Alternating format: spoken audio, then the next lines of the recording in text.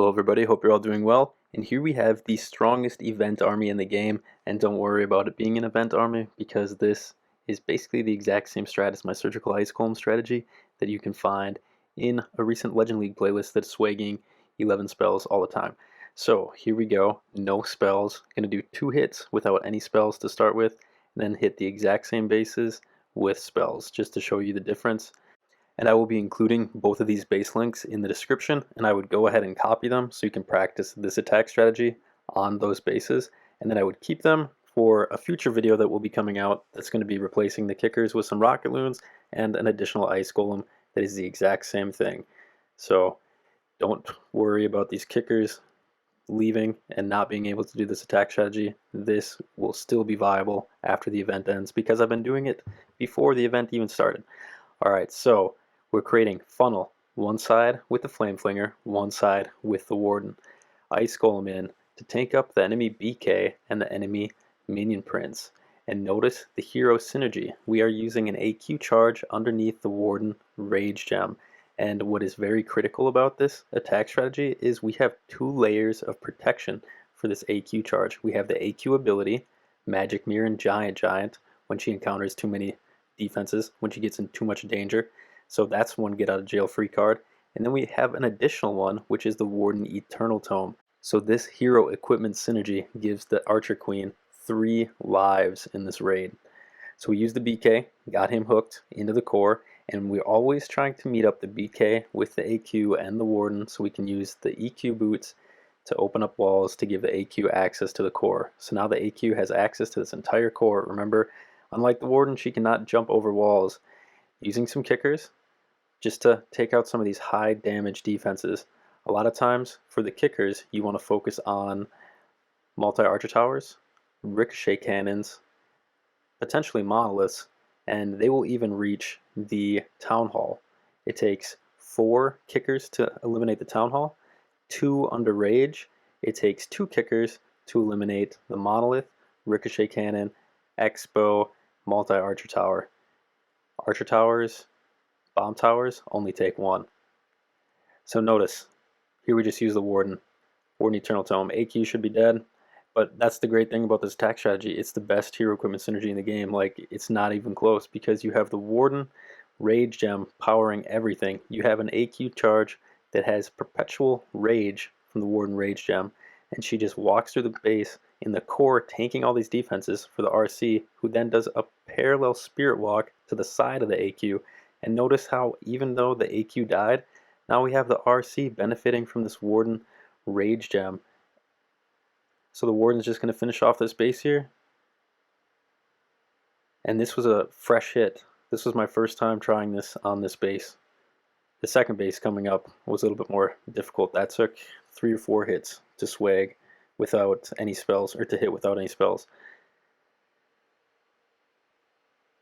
Alright, let's get into the next one. So again, going in without any spells. So what we're going to be doing, setting up our flame flinger, and then we're going to be funneling the other side with our warden. So testing for some Teslas with those archers. Warden opposite of flame flinger. And when you set the warden opposite of flame flinger, it's kind of nice because now you are creating a funnel opposite the warden with the flame flinger, so that will shrink the base into the middle. So when we drop our RC from the bottom right, the RC will meet up with our AQ and our warden in the core. So Ice Golem. Ice Golem is to freeze up and distract, specifically ricochet cannons. They are the most deadly defense in this attack strategy because notice warden is directly behind AQ. Ricochet cannon hits AQ, locks on the AQ before the Ice Golem. The ricochet cannon is then going to hit the warden and kill the warden because the ricochet cannon does more damage the second shot, and warden has just over half the hit points of an AQ. Notice BK hooked again into the core, opens up this entire core for our AQ charge. And we do not have any spells, so we do not have a poison spell to put on that furnace, and fire mites are one of the most problematic CC troops in the game. It's not one of, it is the most problematic in the game because fire mites somehow always find their way to healers. So notice Giga Bomb goes off and we have the multi-gear tower on the AQ. So AQ goes to ability, so that's one level of protection we're now down. We still have a second level of protection, which is the Warden Eternal Tome. Notice how the funnel from the Flame Flinger is going to make it so that this RC comes right into the middle of the base, and it's going to join up with the AQ and the Warden underneath this Rage Gem potentially. So I'm going to go ahead, pop RC ability, and this way the RC stays out of danger, and we can let our AQ push up into the core of the base more, closer to the Town Hall, so that the RC can stay safe, because we do not want the RC to get ahead of the AQ, because we want the AQ to be tanking. Notice how the AQ is tanking this Expo. We want to perfectly synergize our heroes. So RC is going to finish off this Town Hall, and you can already see the base is done. Just using some kickers to eliminate some of those problematic defenses, specifically ricochet cannons, multi-archer towers. And yeah, this attack works without any spells. I've done this twice in Legend League out of 17 attacks and had a lot of very close calls for full 14 spell space swags. The absolute strongest in the game, because no other troop synergizes with your heroes the way this does, the way the kicker does, by eliminating these problematic defenses. But don't worry if the kicker leaves, because you can just use Ice Golems to stall up these problematic defenses. So here we're going to go with the first base again, and this time we are going to use some spells, bringing 2 Rage and Overgrowth for a potential problematic Rage compartment section, and then a bunch of invisibility spells. A freeze, most likely you use the freeze around the Town Hall to stop the Giga Inferno poisons, and then we have a poison spell for the furnace that would come out of the clan castle, and a skeleton trap for wherever you feel like you need the skeleton trap. Usually it's to distract enemy heroes or an enemy monolith. So using the ice golems early again, and notice in some of these replays I'm using 12 kickers and only 3 ice golems. I have since switched the comp to 4 ice golems and 10 kickers, because the ice golems are just so good at distracting those multi-targeting defenses again, the ricochet cannon, the multi-archer tower. That's where you want to use them, because a lot of times those defenses are placed towards the outside of the base, and they will freeze up all the shots so that the multi-targeting defense does not kill your RC and Spirit Fox, or lock onto your AQ and Warden. So notice BK opened up the entire center again. Have we used any spells yet? I don't think we've used a single spell yet, but we're going to try to use a spell. RC comes in. Notice how the RC is right next to where the Archer Queen is. This way the Archer Queen is tanking these defenses for the RC, so the RC can just sneak through and get a bunch of free defenses. Notice that Expo locked on to the AQ Giant. Went ahead, used Warden Eternal Tome. Probably used the Eternal Tome a little bit early on this attack, just to save one of the clone queens. So now AQ stuck on a wall. And I kind of focused mostly on where the heroes are going, because this is the best hero and hero equipment synergy in the game. Like, it doesn't get anywhere close.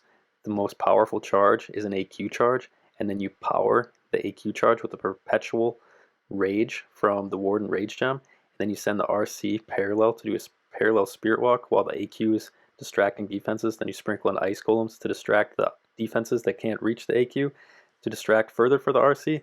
It's a beautiful attack strategy, and this just goes to show that this will be 100% viable after the event ends, because it was 100% viable before the event even started. Just check my channel, any of the smiley face thumbnails, that's this attack strategy. 13, 12, 11, 10 spell swags, even 14, all of your spells. Alright, so on this one I will try to discuss more about the kickers specifically. And notice, this is the first base that we hit without any spells. And when we hit it the first time, we sent the Warden at 9. But now, since we are using the kickers and we're using some spells, we are sending... Also, notice, yeah, if there's a Wizard Tower that doesn't have any other air targeting defenses next to it, you can drop 1 Loon and a minion and eliminate the Wizard Tower. So that's a very, very cost-effective way to get rid of a Wizard Tower. But anyways, we're sending the Warden from 12 because we want the Warden to clear up some of these defenses so that our kickers have a direct line of sight to target the Town Hall. because we're going to take the Town Hall out with some kickers. We're also going to get rid of this ricochet cannon over here at the right, because ricochet cannons, like I said before, one of the worst defenses for this game. So now the Town Hall perfectly in line for the kickers. Notice, had to burn the Warden Eternal Tome. Warden probably would have powered through the Town Hall anyways, but that's just a cool trick to show you what the kickers can do. Especially if you're in war and you see a base that has a Town Hall close to the edge, you can just use 2 kickers under rage and eliminate the Town Hall, or use 4, but that's a lot of troop space. So now again, hero and hero equipment synergy to the max. AQ powered by the Warden Rage Gem, BK out in front to tank with the EQ boots to open up the core, and the best thing about these hook bases is that if you can get the BK in ahead of your AQ and Warden, which is often the case, he will get hooked right into the core. EQ boots opens up absolutely everything. Notice the overgrowth on the fire spitter that is facing directly at our AQ and Warden. We are using this overgrowth because we want to protect our healers. However, this overgrowth might have been placed a little bit early, as it wears off right now and our healers are still in danger. So we had our RC come in and eliminate that other fire spitter along with some kickers. And now the RC is just going to come in right from behind this other fire spitter. AQ to ability, we've got 4 spells left over.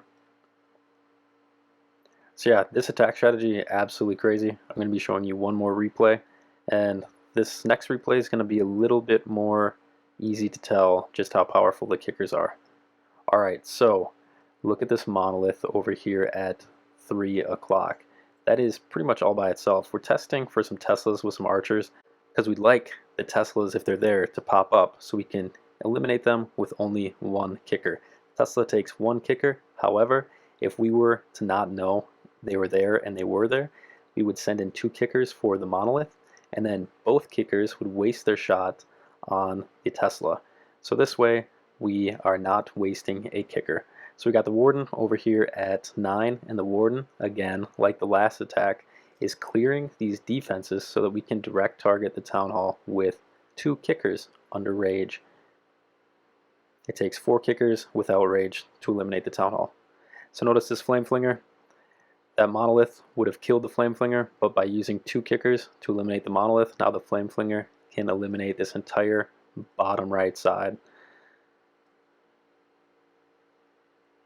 So Warden has eliminated quite a few defenses. We're almost ready to direct target. Used a Yeti and a Wizard to eliminate the Wizard Tower to try to prevent that from being the target of the kickers. So now sending in the kickers to eliminate the Town Hall.